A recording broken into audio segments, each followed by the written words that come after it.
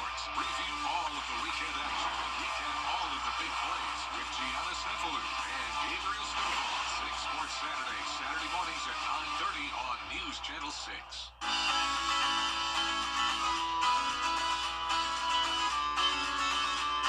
Follow News Channel 6 on Instagram.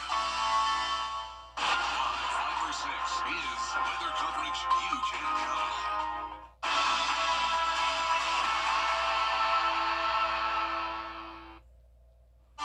After a cold and rainy day yesterday, we're now back to a taste of spring, and eventually this weekend we could have a chance of severe weather. I'll break down all the details coming up. Right now on News Channel 6 at 4, will the City of Augusta put a temporary hold on building new apartments? The decision from today's meeting. Plus, advocating for statewide retirement for Georgia law enforcement officers. The proposal that's gaining support from Grovetown. And the college students who traveled from Virginia, what they did to honor a former Lakeside High student. As your News at 4 starts now. Live from Television Park, this is WJBF News Channel 6 at 4.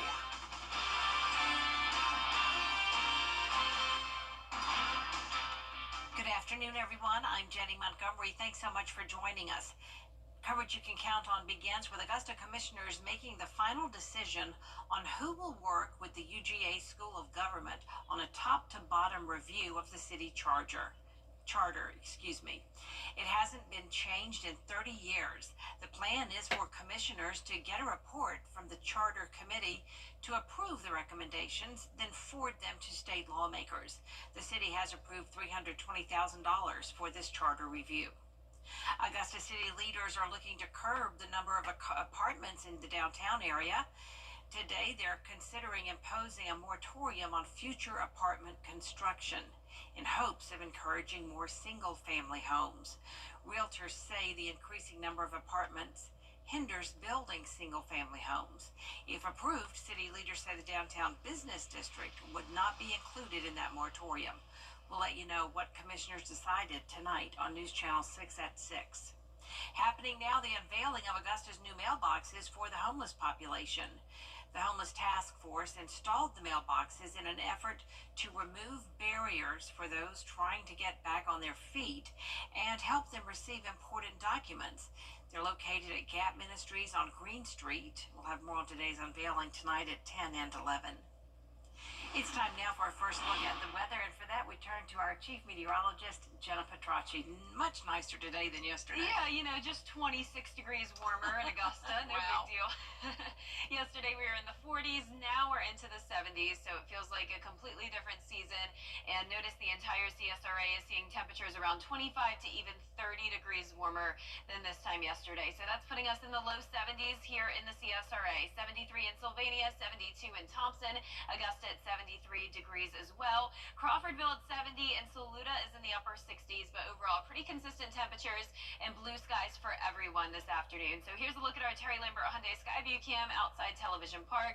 Our relative humidity is nice and low today, around 24% in Augusta, so high pressure is back in control, and the winds are pretty light, definitely lighter than yesterday, and those are mostly coming in from the west. 5 miles per hour in Augusta, 6 in Waynesboro, 13 in Aiken, so breezy occasionally.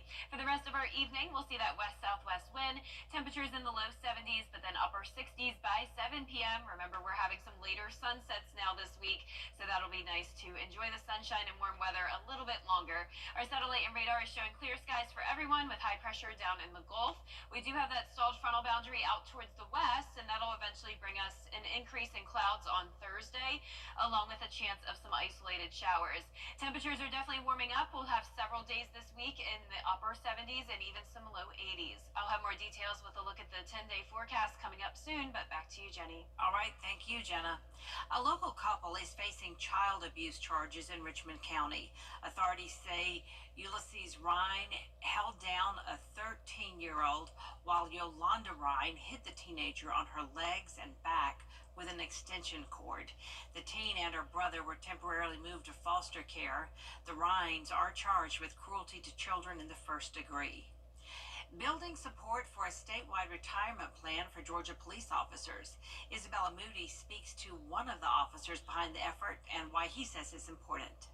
Grovetown City Council is wanting to recommend the adoption of creating a state retirement system for all Georgia law enforcement officers. Mayor Pro Tem Eric Blair was the one to bring this to the attention of the council. Carolina started theirs in 1952.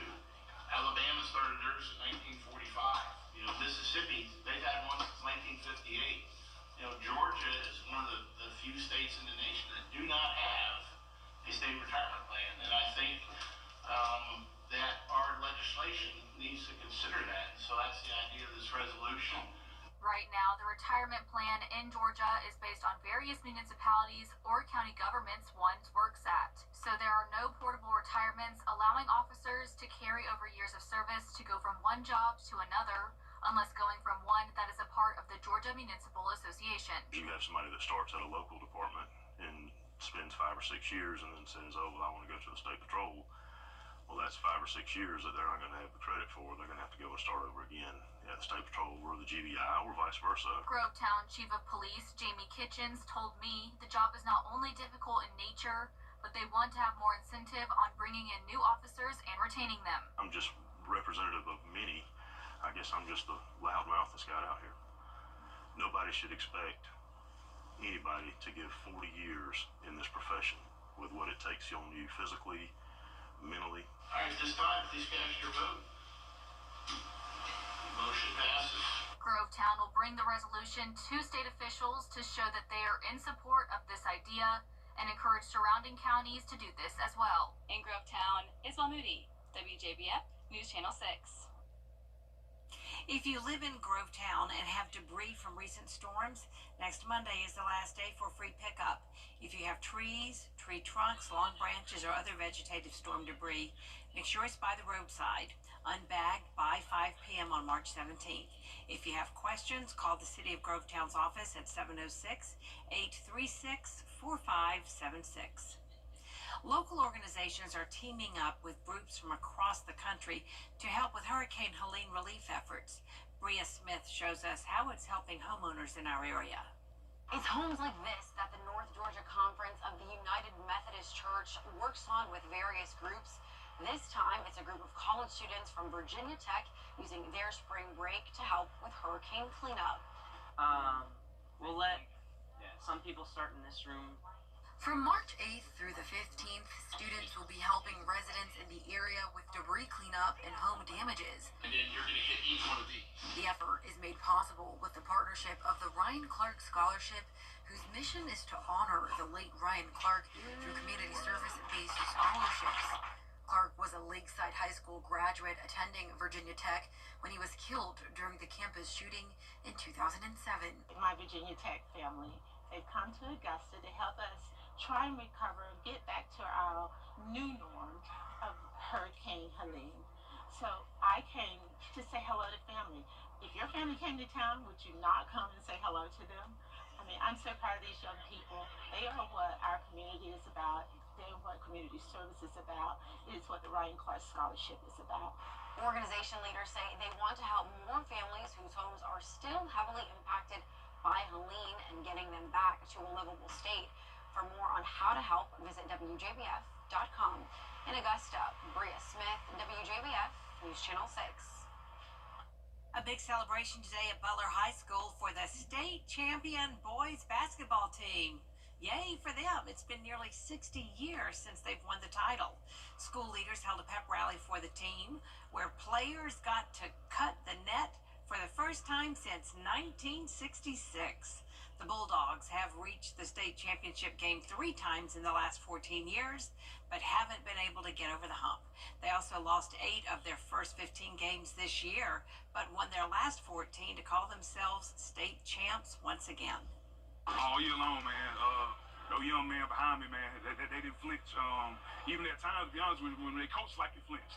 But those young men didn't flinch, man. And all kudos to them, man. And understanding the importance of being something bigger than yourself. If all those young men behind me don't buy into their role and buy into something bigger than themselves and a bigger cause, we don't get there. Chaz Clark is also now the first former player and assistant coach at Butler to lead his alma mater to a state title. A great day to celebrate those who make our community better. The United Way of the CSRA holding its annual celebration lunch today. The agency honored individuals and companies for their fundraising efforts last year. United Way had an impact of more than $5 million in this community. None of us would have imagined what happened through our community with Hurricane Helene. And because of our support from this community, United Way has been on the front line response to this disaster. We operate a 211 line, which is our first call for community help. And our calls were 10 times what we normally experience because of the hurricane. And because of people's support, we've allowed families to stay housed. We've helped them get rides and food when they don't have those opportunities right now because of damage from the hurricane. The capital campaign surpassed $3 million last year, even with the big pivot in services due to Hurricane Helene. The Your Hometown road trip team is back on the road, and they'll be headed to several locations on tomorrow's show.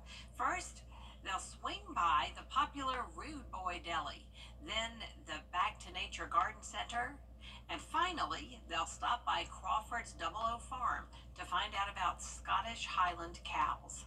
We breed, we raise, and we sell Scottish Highlands, but that's not the only thing we do. We offer farm tours, overnight stays, birthday parties, cow cuddling, cow therapy, you name it. So anything and everything to do with this amazing breed of cattle. You can catch the Your Hometown road trip team Wednesday at 12:30 on News Channel 6. Taking a live look now at the Las Vegas Speedway, where the track is as unforgiving as the Nevada sun. Coming up, hear what drivers have to say about racing there. And spring-like days ahead this week with highs nearing 80 degrees. Then by this weekend, we could have a chance of storms, maybe even severe storms. And next week, we will see continued warm temperatures. I'll have your full Vapor 6 forecast coming up.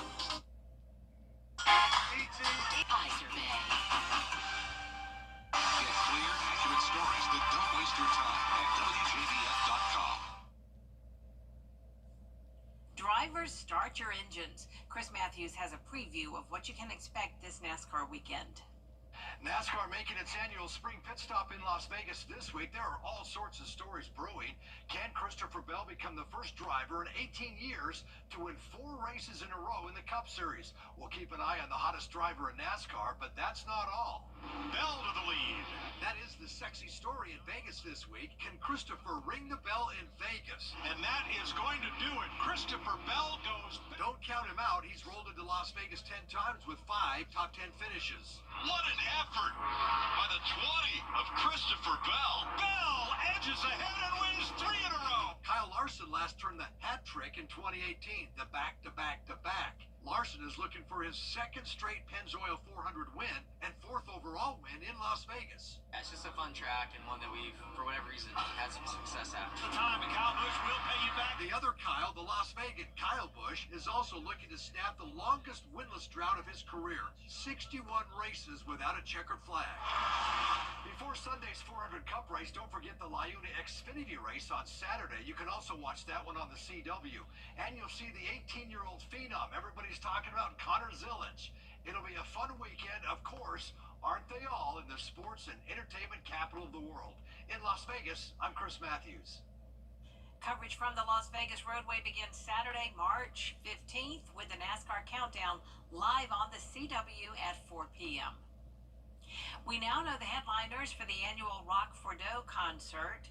Brett Young, Russell Dickerson, Channing Wilson, the Mason Jars, and DJ Rock will all perform at the concert that benefits First Tee of Augusta. This is the 21st year the event will be held during Masters Week. It's scheduled for April 8th at the Lady A Pavilion in Evans. Don't go away. Jenna has your full forecast next. Weather headlines on WJBF News Channel 6. Brought to you by Hickson Roofing. If your roof needs fixing, call Mr. Hickson. March 10th through 15th limited. Now, your most accurate forecast with WJBF Live Viper 6. Welcome back. It's a warm day again with widespread 70 70s and even some 80s here on our southeast temperature map. 80 up in Dallas, 81 in Little Rock, but in our neck of the woods, we're seeing a lot of mid-70s. 75 in Atlanta, 76 down in Jacksonville, Florida, and here in the CSRA, 70 now up in Saluda. So at the top of the show, we were still at 69, but now all of us have climbed into those lower 70s. A beautiful day on top of that. You're taking a look at our Terry Lambert Hyundai Skyview cam into Burke County. Not a cloud in the sky. 73 degrees, a wind coming in from different directions, just around 5 miles per hour. For the most part, we're seeing a west-southwest wind bringing in that warmer air, and dew points are low down into the low 30s. So dry air has taken over the southeast, high pressure down in the Gulf. Here's the low pressure system that was impacting us yesterday. That's now out to sea. And then we're watching this stalled frontal boundary. Notice some cloud cover up towards the west, and that is going to come in on Thursday. So eventually we'll see more clouds and maybe a chance of rain, and that will help us out with our drought monitor here. So notice we have a moderate drought still across the CSRA with the exception of around Hancock County. So we could use some more rain. Yesterday we picked up a good amount. We're now up to nearly 1.5 inches for the month, and we'll see a few isolated showers come through on Thursday, but our highest chance of rain will come in Saturday night into Sunday. That's where the Storm Prediction Center has now placed us under a slight chance of severe weather as we go into the weekend. This is Saturday, March 15th. Notice there is a 30% probability here from Atlanta down towards parts of the deep south. So this will be Saturday night. It's possible that some of our northwestern counties could see a few storms late in the evening, but the main threat of severe weather will come into play on Sunday. And keep in mind, this is still very early out. This is still just that slight chance of it, so it's possible it could change, but we'll be monitoring it and we'll keep you updated as we go throughout the week. In the meantime, nothing to worry about tomorrow. It'll be a nice sunny day. We're starting out chilly, but then we warm up close to 80 degrees, and we will see an 80-degree day on Saturday ahead of that front that will be coming in. And then behind the front, we'll cool down a tad, upper 60s. We'll be here on Monday, but then those temperatures quickly rebound again into the middle 70s. But our lows tonight will be right around average in the lower 40s. Highs tomorrow will be in the mid to upper 70s, so just shy of the 80-degree mark. And that 10-day forecast is showing the chance of rain and storms that we'll be watching very closely Saturday into Sunday. Then for your St. Patrick's Day forecast, it's going to be nice and mild, lots of sunshine, and then temperatures warm up into the mid-70s by the middle of next week. Sounds great. Thank you, Jenna. Coming up, the ship-shaped mystery that dates back to biblical times. Why researchers say this new evidence suggests the story was based on reality. Welcome to a vacation. I love more. A recent discovery has some experts claiming they have found the remnants of Noah's Ark. The boat-shaped mound is about 20 miles south of Mount Ararat in Turkey. Researchers have been studying it for years because they believe its ship-like features mirror that of the description of Noah's Ark in the Bible. New findings show the formation was once underwater, with soil samples and marine deposits dating back between 3,500 and 5,000 years ago. That's around when the biblical floods are said to have happened. There is more coverage you can count on coming up at 4:30, including ghost guns on the rise, what they are, why they're illegal, and how they're ending up in our communities.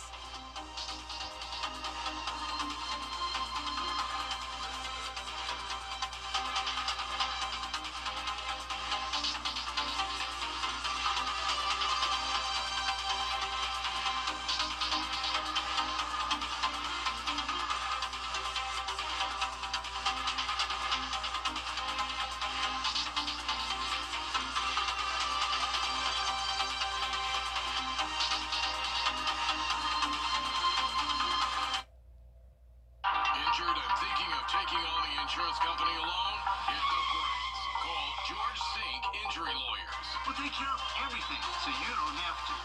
Get George Sink Law Firm on the line for 999 The Live 5 or 6 Skyview Network, sponsored by Terry Lambert Hyundai. Well, yesterday was a very cloudy, wet, and chilly day. We only had temperatures in the 40s, but today is completely different. Temperatures are around 25 degrees warmer. It's feeling like spring again, and we'll continue to have that taste of spring as we go throughout the week. Several days nearing the 80-degree mark, and then a chance of storms as we go into the weekend. All those details are coming up. Now at 4:30, today marks a significant moment in the COVID-19 pandemic where we stand just 5 years later. Plus, where South Carolina lawmakers want to put your taxpayer money. And why illegal firearms are a growing problem in Georgia. What you need to know about ghost guns. Your news at 4:30 starts now. Live from Television Park, this is WJBF News Channel 6 at 4:30. Good afternoon, everyone. I'm Dee Griffin. Thanks so much for joining us. Coverage you can count on begins with today marking 5 years since the World Health Organization officially declared COVID-19 a pandemic. That decision was made after there were more than 118,000 cases in 114 countries. 2 days later, the first Trump administration declared a nationwide emergency and issued a travel ban due to COVID-19. The global emergency status was ended due to COVID on May 5th in 2023. Now, more than 1 million people died from COVID in the United States alone. Shelley Adler explains there are still things we don't know about COVID-19. While it's not in the headlines anymore, COVID-19 is still with us. The COVID-19 virus is still around, though humanity has built up immunity through vaccinations and infections. But the virus continues to evolve, meaning scientists must track it closely. In this country, the CDC says an average of about 900 people a week have died of COVID-19 over the past year. The virus continues to affect older adults the most. Last winter, people who were 75 and older accounted for about half the nation's COVID-19 hospitalizations and in-hospital deaths. While the vaccines aren't perfect, they do a good job of preventing severe disease, hospitalization, and death. I'm Shelley Adler. 5 years later, and the federal government is no longer accepting orders for free COVID-19 tests. That's according to a notice on the Administration for Strategic Preparedness and Response website. The website says that all orders placed before 8 p.m. Eastern Time on March 9th will still be shipped out. It's unclear if the program is being shut down permanently. And McMaster University in Canada is launching phase 2 trials for the next generation COVID-19 vaccine. Early research shows the inhaled version of the vaccine against the virus that causes COVID is not just safe, but more effective at inducing immune response than traditional injected vaccines. The inhaled version targets the lungs and upper airways directly where the virus first enters the body and takes hold. Developers say they believe future studies will confirm the robust COVID protection from the inhaled vaccine given at the site of infection. Well, turning now to weather and Chief Meteorologist Jenna Petracci, and we are all smiles today after having frowns yesterday. I know. Can you believe it is so much warmer in just a day? Nice. Our temperatures are now 26 degrees warmer in Augusta. Anywhere in the CSRA, at least around 25 degrees warmer than yesterday. McCormick, you're 30 degrees warmer than this time yesterday, and that's putting us in the low 70s across the board. 73 in Augusta, 73 in Thompson. Swainsboro, you're at 72. Aiken, a degree warmer at 74, and then a couple degrees cooler in Saluda at 71. Our Terry Lambert Hyundai Skyview cam looking into Burke County showing lots of sunshine. Just a beautiful day to be out and about. And on top of that, the relative humidity is nice and low. We're seeing that only at 24% in Augusta, 23 in Aiken. Winds are coming out of the west-southwest for the most part, 11 miles per hour in Aiken and Edgefield, 5 in Augusta. Overall, some pretty light winds, but breezy from time to time. A west-southwest wind will continue tonight as temperatures stay in the low 70s through the 6 o'clock hour, then mid-60s as we go into the 8 o'clock hour. Our satellite radar is showing high pressure down in the Gulf, and then up towards the north and west, we have a stalled frontal boundary. That'll eventually move towards the area, bringing us some increased cloud cover for our Thursday, along with some isolated showers, but it is staying warm each day. Temperatures will be getting awfully close to 80 degrees. I'll have a look at your 10-day forecast coming up shortly, but back to you, Dee. All right, thanks so much. We will see in a few more minutes. New polling is in, and it shows the honeymoon period for President Trump may be ending. Several groups are pushing lawmakers to toughen gun laws in Georgia, especially after last year's school shooting at Appalachia High. The state House lawmakers passed a bill that would establish a tax credit program for up to $300 per taxpayer that purchases firearm secure storage devices or completes a firearm safe handling course. Eligible expenses include gun safes, trigger locks, cable locks, and will be capped at $10 million annually for the state.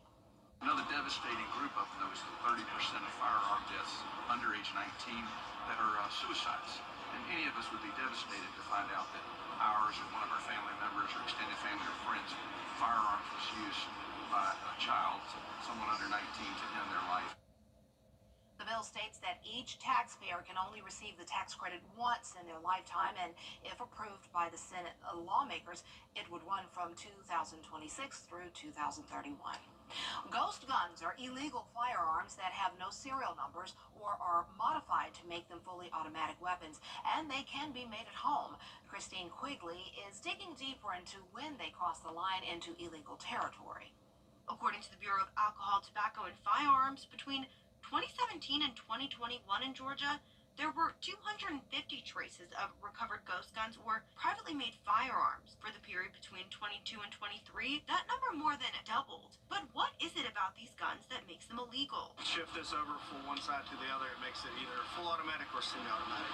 Modifications like that are called machine gun conversion devices. It's legal for me to own, but not legal for regular civilians to own or regular people to own because they didn't manufacture it properly. In fact, the resident agent in charge of ATF Savannah Group 1 says that even possessing the conversion device itself without attaching it to a gun can be illegal. The magazine of a fully automatic weapon can be emptied within seconds, according to ATF. In reality, it's very, very uncontrollable. So when you do shoot it, it's everywhere. Any modification to create a fully automatic weapon is illegal, but it gets more complicated when it comes to guns that are custom built from kits, often called 80%. Plenty legal to make if you want to keep it and you want to own it. It is not legal if you want to sell it. They don't have serial numbers, which is why you can't sell them, but any gun that's sold without a serial number is illegal, including 3D printed firearms. That's because police can't trace them in the event they're used to commit a crime. Now, if you've purchased a weapon that doesn't have a serial number, ATF officials say you should go through a federal firearms licensee to register the weapon to avoid any problems. Lawmakers say protecting and supporting athletes is their top priority. They are now scrutinizing the NCAA's rules on name, image, and likeness, player transfers, and eligibility. A hearing is underway to determine if any of these rules violate antitrust laws. Antitrust laws prevent big companies from unfairly limiting competition. The NCAA is asking for help regulating an antitrust exemption. Well, today a bill was introduced that would create rules for NIL deals. It's an age-old debate in pretty much any sport. How much change is too much change? Coming up, what Major League Baseball is testing in spring camp and how fans feel about it. And spring-like days this week with high temperatures nearing the 80-degree mark. Then this weekend, storms will be likely, maybe even a severe weather chance. And then next week, we are staying warm as well. I'll have your full Vapor 6 forecast coming up. Every day, ordinary people in the CSRA do extraordinary things to serve our community. Each month, News Channel 6 recognizes these outstanding volunteers with the Giving Your Best Award. Do you know an everyday hero who goes the extra mile to help others? Nominate them for the Giving Your Best Award by visiting WJBF.com and filling out the entry form. Sponsored by Science Co., Piedmont Augusta, Security Federal Bank, and News Channel 6. You've been in a car wreck. Direct flights to Washington, D.C. at flyags.com. When a baseball umpire calls strike three, no amount of shouting will change the outcome, but that might be about to change. Major League Baseball is using spring training to test an automated ball strike system, or ABS, which lets players challenge an umpire's pitch call. Only the pitcher, catcher, or batter can challenge by tapping their head right after the umpire's call.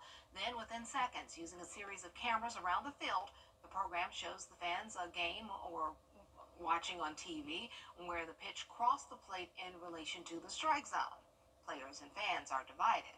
If they could improve the technology so it's faster and a little more accurate, I just think the game is going that way. I mean, 10, 15 years ago, nobody thought we'd use instant replay, and yet we use it all the time. I kind of like the human element of the game, so I think it'll lose a little bit of authenticity of the game. I like it kind of when batters get snappy at the umpires. The experimental system is being used in about 60% of this year's spring training games. The league tested it extensively in the minor leagues last year and says in AAA, just over half of challenge calls were overturned. On this date, we recognize the first play by an African-American woman to be produced on Broadway. Plus, Otis Redding received an award for his hit song, Marky Mark's Moment in Time. Today is March 11th, and it's National Promposal Day. You know, a day when high school students ask their dates to prom in creative ways. In honor of Women's History Month, we recognize Lorraine Hansberry's A Raisin in the Sun, which became the first play by an African-American woman to be produced on Broadway. Sitting on the dock. I'm doing my job. The show Cops made its television debut. It's now one time. And come 2018, the superhero movie Black Panther became the 5th Marvel movie to earn $1 billion worldwide. And in case you were wondering, The Avengers was Marvel's first film to surpass $1 billion in 2012. Awesome. And you know, Otis Redding is from where? Up the road in Macon, Georgia. We're celebrating Women's History Month, and one North Carolina native has been making her mark for decades.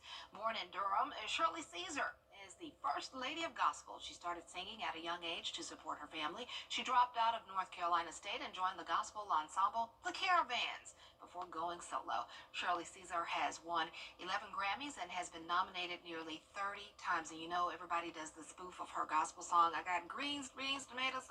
Yeah, that was Shirley Caesar. We'll be right back. Right now, pet dander. Get up to $11,250 in total savings, or $39 for 60, plus up to $87.50 in total savings on F-150. The WJBF Live Viper 6 Skyview Network is sponsored by Terry Lambert Hyundai. Low prices, big selection, and committed to quality customer service. Now, your most accurate forecast with WJBF Live Viper 6. Welcome back. I hope you're enjoying the warmer weather today. It's not just for us here in the CSRA, but all across the southeast. We're seeing 70s, if not 80s. 80 up in Dallas, 81 in Shreveport, and even down into Florida and up towards Raleigh. 70s just across the board here. Now here in the CSRA, 70 up in Saluda, but 72 in Washington, 75 in Louisville and Waynesboro, same thing in Barnwell. So a lot of us are even climbing into the middle 70s today, and we have lots of sunshine as we take a look at our Terry Lambert Hyundai Skyview cam into Waynesboro. 73, but feeling like 75. Now yesterday it was feeling like only around 40 degrees at this time, so we actually had a harsh wind chill. Now it's even feeling a couple degrees warmer than the actual air temperature with all that sunshine beating down and lots of dry air in place. So all across the southeast we have high pressure bringing the lower humidity, but out towards the north and west we do have the stalled frontal boundary, and that'll bring us some cloud cover eventually and maybe a few showers and storms on Thursday. In the meantime, tomorrow another round of sunshine with winds coming in pretty light out of the southwest. We will be getting awfully close to the 80-degree mark tomorrow and not a cloud expected in the sky. So tonight at 8 o'clock we're remaining clear, winds coming out of that southwest direction. Then as we go into Wednesday afternoon, you can see the clouds building out to the west of us with a few showers popping up here and there. This is Thursday at 7 a.m. So we'll start to see those clouds increase, and then once we get into the afternoon with the heating of the day and some moisture coming in from the Gulf, we could see a few of these showers and storms pop up. I do think this model is showing it a bit more widespread than what it will actually end up materializing as, and that's because we have all that dry air in place for it to overcome. But nonetheless, expect the chance of showers and storms on Thursday afternoon, and then a higher chance Saturday night into Sunday. So we're already under a day 5 and day 6 risk of severe weather. Now keep in mind this is still very early out and things could change, and the higher threat of severe weather looks to be to the west of us. So from Atlanta down to say around Hattiesburg, that's where there's a 30% probability of severe storms. And then as we go into Sunday, that's when there will be a 15% probability of severe storms for the CSRA and up the East Coast. On top of that, we're going to be talking a lot of rain this weekend. A big batch of rainfall between 2 to 3 inches expected in that area where we were seeing the higher threat of severe weather. As of now, it looks like we could just get up to 1 inch to 2 inches of rainfall, but there is the possibility that maybe we could be dealing with some flooding concerns on Sunday, so we'll keep you updated on that. High temperatures will be in the mid-70s through low 80s. Saturday will be the warmest day of the week, but then we drop down to the upper 60s on Monday, and that will be because of the powerful cold front coming through this weekend, bringing that chance of storms. But for your St. Patrick's Day, things look great. Nice mild temperatures, and then we quickly warm up again into the mid-70s next week. But always an interesting time of the year, Dee, where it's really cold in the morning still, Yeah. and then nice and warm in the Start afternoon. off with a jacket and end with short sleeves. Exactly. Thanks so much. Coming up, Beyonce's very famous fan who is just now revealing himself. So he's been streaming live sports. On News Channel 6 at 5, we are learning more about the budget proposal South Carolina's House is discussing, plus more top stories.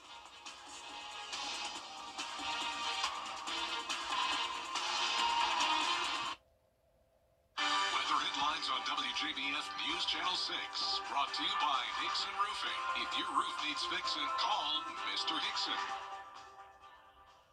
The CSRA is where we were born, where we live, where we work, where we're raising our families. It's our home. That's why the people of the CSRA count on us after an accident. Because they know about our skill in the courtroom, how we treat clients like family, how we love this community, and the people who proudly call it home. We're just a call or click away. Injured? When you need me, call me. I'm your Augusta guy. 706-724-7224. Why call Advanced Steer Technology?